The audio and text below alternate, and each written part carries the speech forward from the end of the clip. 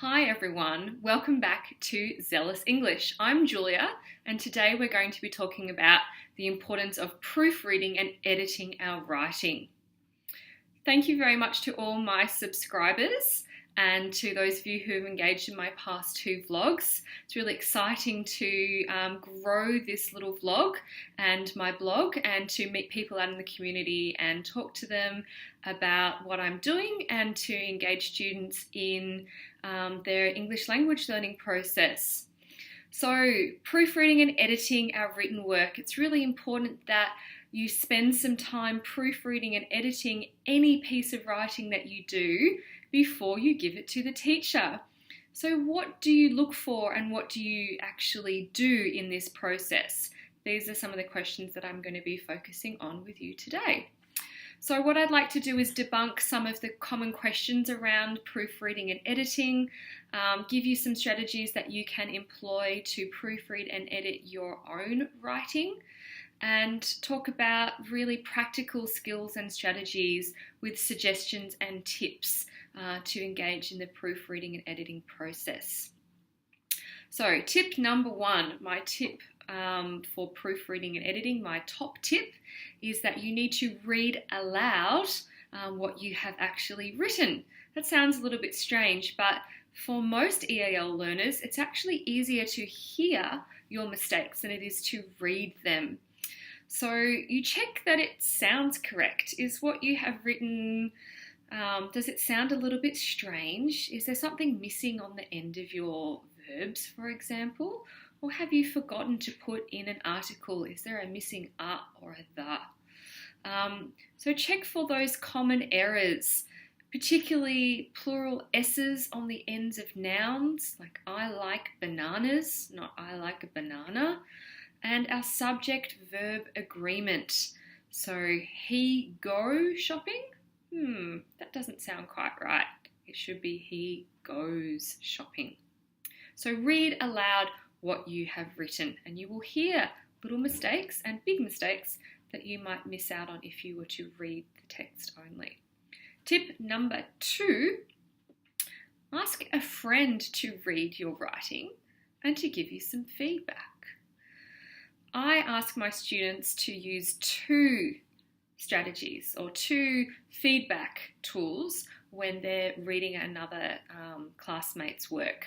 The first one we use is WWW, or what went well. So we really focus on the positives in the text to begin with, and we share what we think is good about the text.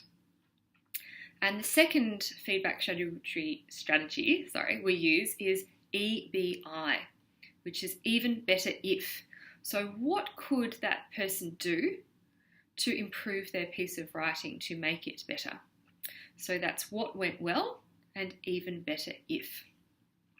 And my third top tip for proofreading and editing is actually to print out what you have written if you've typed it on the computer and edit what you have written on paper rather than solely reading it on the screen.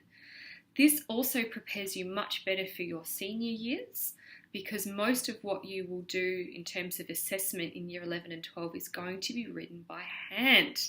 So engaging in the handwriting process, writing as much as you possibly can by hand and avoiding computers and practicing not only your handwriting skills but also engaging in the proofreading and editing process from a handwritten text or a printed out copy of a typed text. The next thing we're going to talk about is common questions that students have around editing and proofreading. I asked my students to pose some questions to me, and we also had a guest speaker come to talk to us a few weeks ago who was an editor. And these were some of the common questions that my students had about proofreading and editing. The first question was, how many times do I need to read a text or proofread a text? And my answer to that question is as many times as it takes. There is no hard and fast rule here. Some of you may know that I'm actually studying classic literature this year. This is my second year in a literary classics course through Griffith University, and that involves reading quite a large number of classics. and writing text response essays that include text referencing, so quotations from text, and also external referencing from secondary resources. And they're 1,500 to 2,000 word essays. And I think I probably print out my essays about 6 to 10 times before I click submit on the online submission tool, just so that I've really engaged in the proofreading and editing process. I might have also given that to a colleague or a friend to read, might have given it to even my husband to have a look at, and other people see things that you don't see. So that whole, as many times as it takes to read and get someone else to read it for you will really benefit you. So don't just print it out once the night before it's due. Try and do that a few times over before you submit your assignment. The second common question I get is, will I be penalised for incorrect grammar and spelling on tests and assessments? Well, in EAL specifically and in VCE, your grammar and syntax is the third or the lower criteria that assessors use. That's not to say that grammar and syntax isn't important, particularly when what you have written doesn't make sense and detracts from the meaning of your sentence or your paragraph or what you're trying to say. Content is really important. Analysis is really important, say in an analytical text response essay.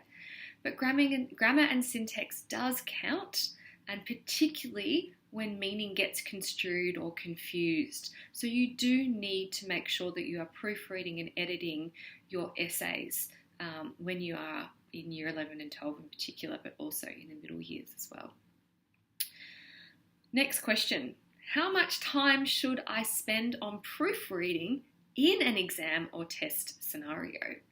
So I always tell my students that on average, you would allocate 1 hour to write, say, a text response essay or a language analysis.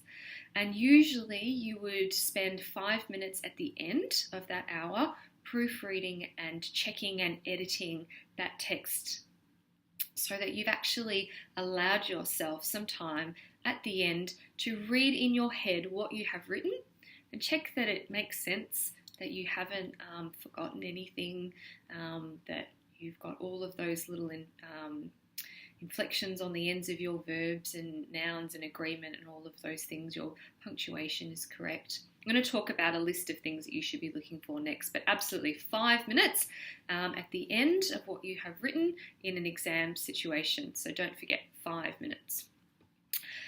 And lastly, what should I focus on while I am proofreading, while I'm engaging in the proofreading process? So here's my list. Coherence and fluency. So does it sound nice? Okay, does each thing flow from the next thing? And would we say that in English? Is that an English expression, or is that something that I've made up that I think I might have heard before, but I'm not sure? So that's what we look for there. Punctuation. Have I got a full stop at the end of my sentence and a capital letter at the start of my sentence? Have I used semicolons or colons appropriately? Do I have quotation marks for my quotes and appropriate comma use throughout my essay, and where appropriate, particularly with direct speech or quotations as well? The basic grammar points that I've already mentioned, things like subject-verb agreement, plural S's on the ends of nouns. You will know what your common grammar errors are, your common syntactical errors are in your writing. So you should have a short list or a mental short list of things that you are specifically looking for. Spelling. Okay, you should have a dictionary with you when you're in a test situation, so checking for spelling of important words. Repetition of ideas and phrases. You might have said one phrase quite a few times, and you might need to think about using a synonym for that particular word or phrase so that your text isn't overly repetitive and boring to read for an examiner. I have a very comprehensive list of items that you should be looking for when proofreading on my proofreading editing checklist, which is on the resources tab of my website. So I'll post a link to that in the comments section below, and there you'll have a very clear list of things that you should be looking for when you're proofreading and editing your writing. And I think that we're getting to the end now, but I just want to give you a little bit of a recap. Okay, it's really important that you allow yourself the time to proofread and edit any piece of writing that you do, whether that's a formal summative piece of assessment, whether that's a short homework exercise that you've been asked to do, or whether that's within a test situation, so that you're actually engaging in that process of looking back over what you have written and checking that it all makes sense and that it is grammatically correct as well. Please subscribe to my blog, or my vlog I should say. I'm really excited to continue to grow this vlog with you and to respond to your needs. So please let me know if there are things that you would like me to focus on the comment section below, or any general comments that you have as well. Thank you so much for viewing today. Next time I'm going to be talking to you about close reading strategies. And that coincides with the start of my next subject that I'm going to be doing for my literary classics course, American Modern Classics. So I really look forward to talking to you about that, and I will see you all next time. Bye.